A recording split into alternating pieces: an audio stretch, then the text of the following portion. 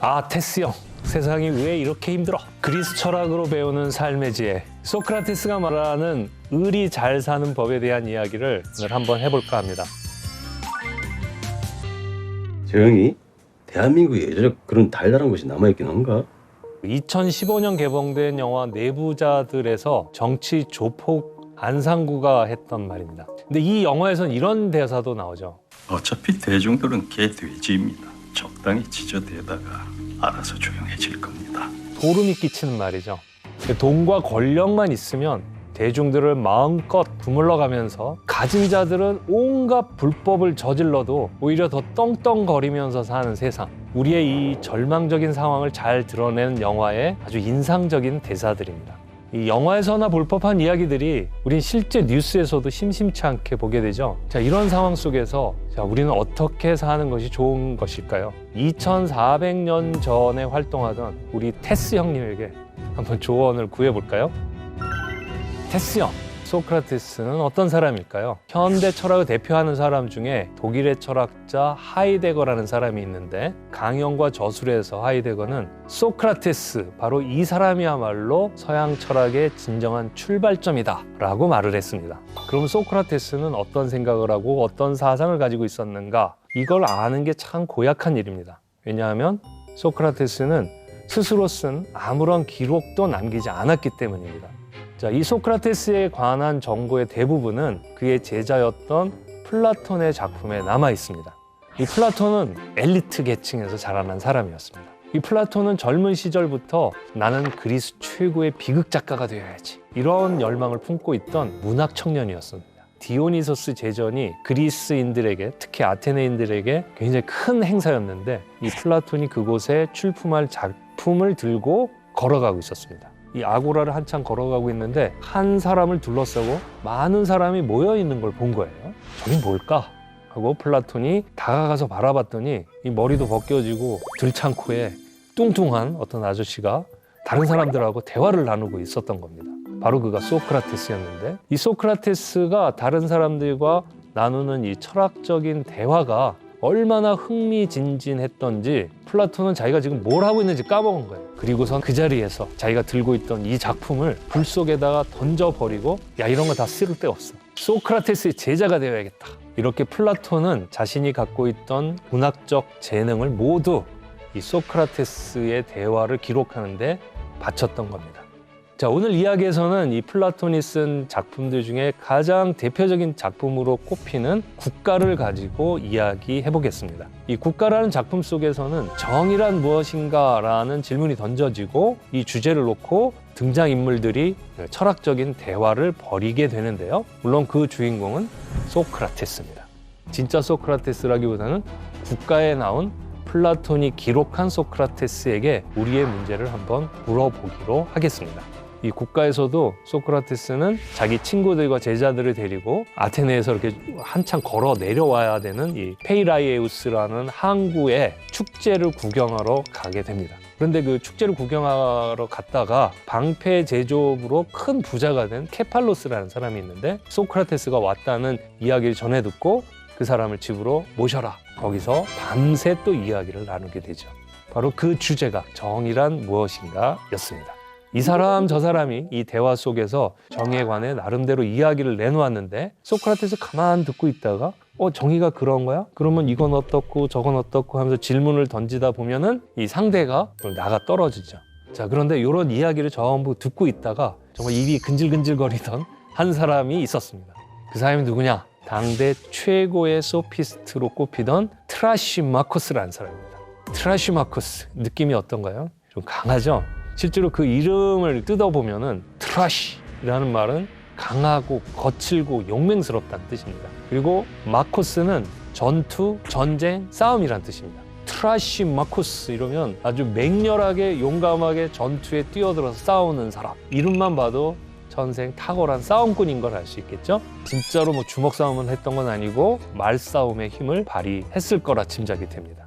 자, 그런데 이 트라시마코스가 소피스트라고 그랬는데 소피스트라는 말 많이 들어보셨죠? 그리스 말에서 소피스테스 하면은 지혜의 전문가라는 뜻입니다. 근데 영어식으로 읽으면 그냥 소피스트. 원래 좋은 의미의 말이었습니다. 그런데 소피스테스라는 이름을 달고 활동하던 사람들 중에는 고약한 말재주를 부리던 사람들이 적지 않았습니다. 소크라테스가 살던 이 그리스의 아테네는 직접 민주주의가 발달한 곳이잖아요. 시민들 한 사람 한 사람이 주인이 돼서 정치에 뛰어든다는 거죠. 검사나 변호사가 따로 있지 않고 소송 당사자가 직접 나서서 상대를 고소하거나 변호해야만 했던 거죠. 사사로운 법적 다툼뿐만 아니라 이 민회가 열리면 누구나 나서서 자기의 생각을 말하고 청중의 지지를 이끌어낼 수 있었던 겁니다. 그 직접 민주 체제이다 보니까 많은 청중을 앞에 놓고 말로써 설득하는 기술이 굉장히 중요했던 사회입니다. 바로 이 말하는 기술, 이걸 영어식으로 하면 레토릭, 그리스 말로 하면 레토리케, 수사학이라고 합니다. 소피스트는 바로 이런 수사학을 가르쳐 주면서 돈을 벌기도 했던 사람들입니다. 말을 잘하면 권력을 얻을 수 있다는 거죠. 자신의 이익을 지키기 위해서 소피스트들은 진실도 왜곡하고 불리한 상황도 유리하게 조작할 수 있는 궤변을 일삼았기 때문에 이 소피스트가 흔히 궤변론자라고도 번역되는 겁니다. 자, 그러면 정의란 무엇인가 하는 문제를 놓고 트라시마코스가 나섰으니까 트라시마코스도 소피스트고 소피스트는 궤변을 늘어놓으니까 그의 주장도 궤변이겠죠? 자, 트라시마코스는 이렇게 말합니다. 정의란 무엇이냐? 정의는 강자의 이익입니다. 자, 어떤 체제에서든 하나의 공동체에서는 정의라고 생각되는 게 있겠죠? 그리고 그 정의라고 생각되는 게 바로 법으로 정해질 겁니다. 그러면 이 법을 잘 지키는 것이 정의롭게 사는 것, 그리고 정의가 되겠죠? 그렇게 되기 위해서는 법이 어떻게 만들어져야 될까요? 모든 사람들의 의견이 이 법에 모아져야 되겠죠? 근데 따지고 보면 그런 일은 거의 없다는 겁니다. 우리나라도 마찬가지잖아요. 우리나라도 국회의원들이 입법의 권한을 갖고 있습니다. 그 사람들이 법을 만들 때 이렇게 고민할 겁니다. 어떻게 하면 국민들이 가장 잘 살 수 있을까? 국민들이 더 큰 이익과 혜택을 본다면 나의 이권을 포기하고 양보할 수 있어. 국민들의 이익이 더 먼저니까 이렇게 생각하면서 법을 만들겠죠? 아마 들으시면서 씁쓸해 하실 분들이 많을 것 같은데 현실은 이런 이상적인 이야기와 거리가 먼 것 같기 때문이겠죠. 정의는 강자의 이익이라고 말한 걸 보면 트라시마코스도 우리랑 비슷한 현실에 살고 있었나 봅니다. 트라시마코스 이 사람의 생각에 따르면 입법의 책임을 맡은 사람들은 한 공동체 안에서 영향력이 큰 강자들입니다. 이 사람들이 법을 만들 때 자신들의 이익을 최우선적으로 고려해서 법을 만든다고 얘기하는 겁니다. 그가 말한 것처럼 그 법은 강자가 자신들의 이익을 최대한 반영할 수 있도록 만든 거라면 그 법을 지키면 지킬수록 법을 만든 강자들은 이익을 보게 되겠죠. 반면에 법을 만드는 데에서 소외되었던 약자들은 어떻게 되나요? 그 법을 지키면 지킬수록 손해를 보게 됩니다. 이에 불만을 품고 약자들이 법을 어기게 되면 어떻게 될까요? 범법자로 몰리겠고 범법자로 몰리면 감옥에 가거나 벌금을 물어야 됩니다. 법을 지켜도 손해, 안 지켜도 손해. 약자들은 울며 겨자 먹기 식으로 법을 지키게 된다. 이게 트라시마코스의 생각이 됩니다.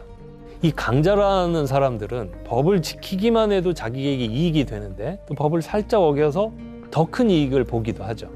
이 강자들이 법을 어기다가 걸리면 어떻게 되죠? 자신들의 힘을 이용해서 쉽게 범법 사실을 감추거나 무마하기도 하죠. 요즘 우리의 현실이 아니라 지금으로부터 2400여 년 전 그리스 아테네의 이야기라는 겁니다. 우리도 남의 일 같지 않은 느낌은 왜일까요? 정의란 강자의 이익이다. 궤변인가요? 아니면 우리의 삶의 진실을 보여주는 진정성 있는 말인가요? 자, 그러면 이 이야기를 듣고 있던 우리의 테스 형님은 어떤 말을 하실까요? 자, 소크라테스는 일단 이렇게 되묻습니다. 어떤 강자는 법을 세우면서 실수를 저지를 수 있다는 거죠. 강자가 완벽하지 않은 한 계산착오가 있을 수 있고 어떤 경우는 뜻하지 않게 정의는 약자의 이익이 될 수도 있지 않느냐라고 이렇게 넌지시 물은 거죠. 트라시마코스는 강력하게 거부합니다. 실수를 저지르는 그런 어수룩한 강자가 아니고 완벽하고 엄밀한 의미의 입법자, 통치자라면 자신의 이익을 위해 법을 알뜰하고 완벽하게 세울 것이다 이러면서. 그러자 우리의 테스 형님 바로 거기서 출발합니다. 완벽한 통치자라고 그랬어? 완벽한 입법자란 말이지? 그러면서 이제 그 완벽한이라는 말에 무게를 둡니다. 그러면 우리 의사를 한번 얘기해 볼까? 자, 의사는 완전한 의미에서 어떻게 정의되나요? 환자의 병을 돌보고 치료하려고 노력하는 사람.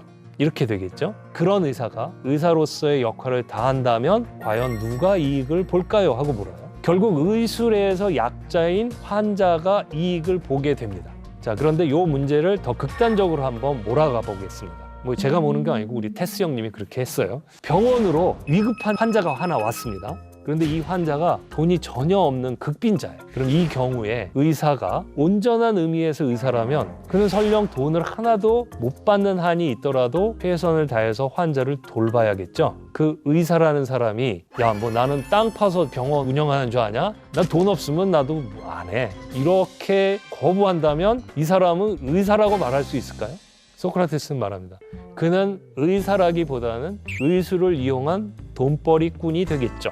이제 본론으로 들어갑니다. 통치자는 어떤가요? 완전한 의미의 통치자가 그 이름에 걸맞게 행동한다면 누가 이익을 볼까요? 당연히 통치의 기술에서 약자라고 할 수 있는 일반 시민들일 것입니다.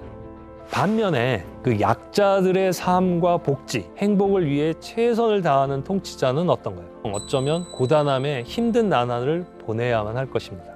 입법자는 역시 마찬가지겠죠. 입법자가 그 이름에 맞게 올바른 법을 세우려고 혼신의 힘을 다한다. 입법자는 고단하고 피곤하겠죠. 하지만 그 덕분에 입법이라는 측면에서 약자인 일반 시민들은 좀 더 만족스러운 법을 얻게 되고 행복한 공동체 생활을 누릴 수 있게 될 것입니다. 그런데 만약 이 입법자나 통치자가 자신들에게 유리한 쪽으로 법을 세워서 사익을 챙긴다면 우리는 그들을 입법자, 통치자라고 부를 수 있을까요? 소크라테스도 아니라고 그래요. 그런 사람이라면 입법자나 통치자가 아니라 입법자나 통치자의 탈을 쓴 돈벌이꾼이라는 거죠. 다행히 우리 사회는 그런 사람 없죠. 소크라테스의 결론은 명백합니다. 입법자가 완전한 입법자로서 충실하게 일을 한다면 법은 약자를 위한 법이 될 것이다. 그리고 정의는 약자의 이익이 된다는 겁니다. 절묘하죠? 그리고 설득력이 있습니다. 이렇게 설득력 있는 논리를 가지고 트라시마코스의 주장을 완전히 뒤엎죠. 의사가 의사로서, 선장이 선장으로서, 통치자와 입법자가 그 이름에 걸맞게 행동하는 나라를 소크라테스는 아름다운 나라라고 불렀습니다. 우리가 흔히 플라톤의 이상국가 이렇게 말하는 것이 사실 플라톤은 소크라테스의 입을 통해서 굉장히 문학적인 표현을 썼습니다. 자, 이런 아름다운 나라에 사는 사람들은 행복할까요? 의사가 의사로서 고단하게 살아간다면 저 의사는 손해만 보는 게 아닌가 하는 생각이 들 수도 있습니다. 근데 따지고 보면 의사는 의사로서만 사는 게 아니죠. 승객이 되어서 배를 타기도 하고 자식들을 학교에 보내 가르침을 받게 하기도 하고 한 나라의 시민으로 살아가게 됩니다. 의사가 의사라는 직무에서는 강자지만 다른 분야에서는 약자이기 때문에 다른 수많은 강자들의 노고에 따른 이득을 보게 됩니다. 좁게 내 영역에서만 보자면 나의 최선은 다른 사람에게만 많은 이익을 주는 것 같아 보이지만 공동체 전체로 본다면 나는 수많은 강자들의 노고 속에서 나오는 그런 이익을 챙기면서 살 수 있는 것입니다. 이게 바로 테스 형이 말한 아름다운 나라라고 할 수 있습니다. 자, 여러분은 어떤 나라에서 살고 싶은가요? 정의는 강자의 이익이 되는 트라시마코스의 나라, 아니면 정의는 약자의 이익이 된다는 소크라테스의 나라에서 살고 싶으신가요? 질문을 좀 바꿔서 우리가 살고 있는 우리나라는 어떤 나라인가요? 트라시마코스의 나라인가요? 아니면 소크라테스의 나라인가요? 자, 소크라테스를 이 주인공으로 내세운 플라톤. 그는 분명 우리에게 소크라테스가 말한 아름다운 나라를 만들자고 말하고 싶었을 겁니다. 그런데 그는 소크라테스의 나라를 매력적으로 보여준과 동시에 트라시마코스의 나라를 아주 설득력 있게 보여주고 있습니다. 이 두 개를 동시에 보여주는 플라톤의 메시지, 그리고 그 작품에 나와 있는 소크라테스의 메시지는 뭘까요? 아마 이런 게 아닐까요? 우리가 사는 사회는 트라시마코스의 논리가 횡행하는 나라다. 그러나 그렇게 살면 우리는 자기 이익만 챙기며 다른 사람을 의심하면서 살 수밖에 없을 것이다. 그렇게 살 수 없지 않은가? 우리는 분명 소크라테스의 나라를 지향해야 한다. 그런데 그렇게 이상만 추구하다가는 낭패를 보기 십상이다. 이상을 추구하면서 손해만 보고 바보같이 당하면서 살 수는 또 없지 않은가. 이 두 가지 고민 속에 우리를 빠뜨리는 것 같습니다. 플라톤이 그려낸 테스 형님은 이렇게 말하는 것 같습니다. 하늘을 향해 높이 자라는 나무가 땅속으로 깊이 뿌리를 받고 있는 것처럼 현실을 냉정하게 직시하되 천박해지지 말 것. 이상을 추구하되 공허하지 말 것. 내가 하는 일에 거짓이 없이 최선을 다하면서 살아가는 것이 우리는 각자의 분야에서는 고단하고 힘들고 손해보는 것 같지만 이 사회망 속에서는 다른 사람들의 최선과 고단한 덕분에 다양한 이익을 누리면서 안심하고 행복하게 살 수 있을 겁니다.